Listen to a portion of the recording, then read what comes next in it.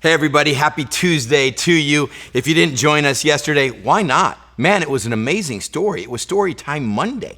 We started a new series called Unsung Heroes, and yesterday was a story about two guys that did an amazing feat and routed an entire army. And I don't know about you, but me, when I hear stories like that, two things. I get greatly encouraged about God, and I get greatly discouraged about myself.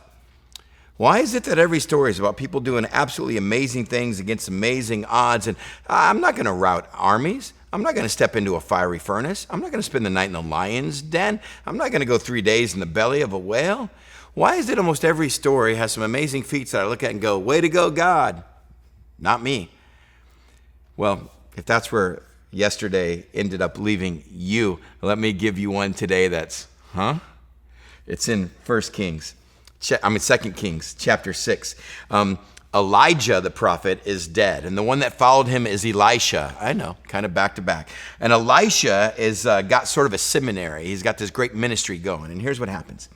Only 7 verses.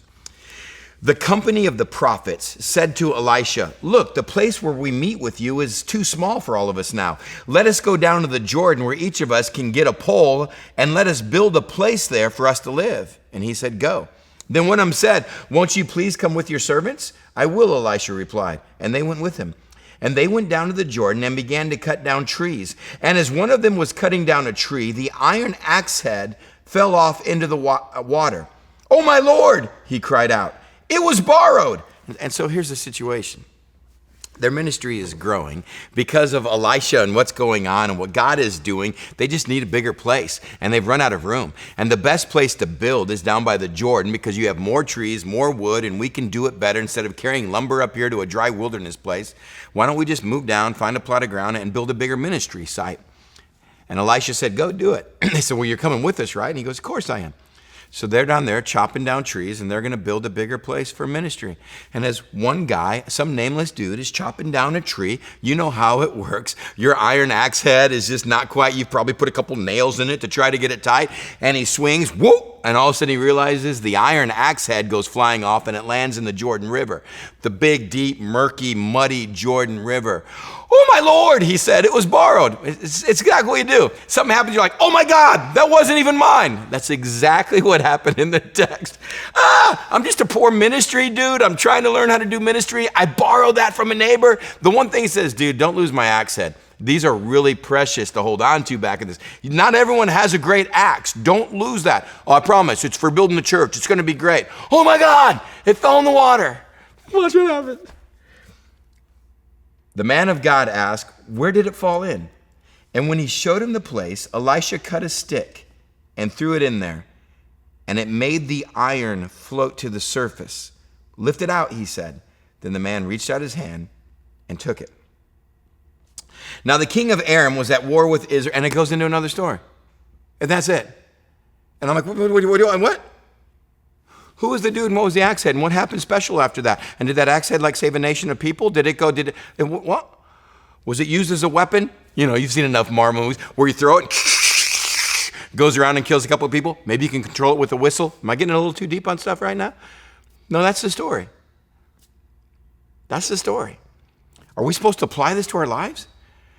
If you've ever lost anything in water, throw in a stick. No matter how heavy it is, it will float to the surface.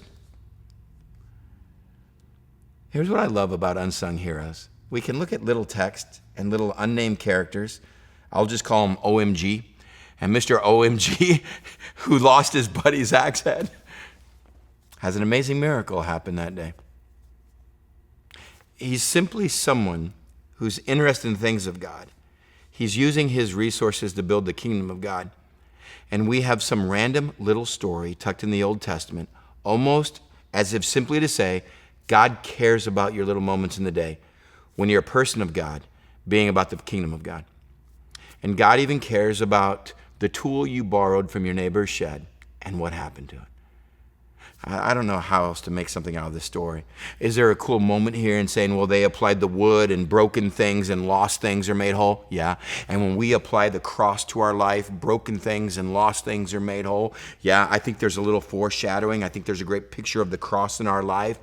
But I also think there's just a simple picture of unsung heroes saying, if you're just a normal person trying to be a person concerned about your walk with God and doing the things of God, then let me promise you this. God's concerned about the things you have in your garage and in your kitchen. And don't be afraid of taking your little things to God. Don't be afraid of saying, God, this seems like a piddly thing. In the midst of our current crisis, in the midst of a pandemic, in the midst of our social concerns, I borrowed this from my neighbor and I broke it. That seems to be a big deal to God. Not because axe heads are a big deal to God, but people of God doing the work of God are called the children of God. And when his children are hurt about little things, that becomes a big thing to our Father. Don't be afraid to take the little things to Dad today. And you may just find you're the unsung hero on this Tuesday. We'll see you tomorrow.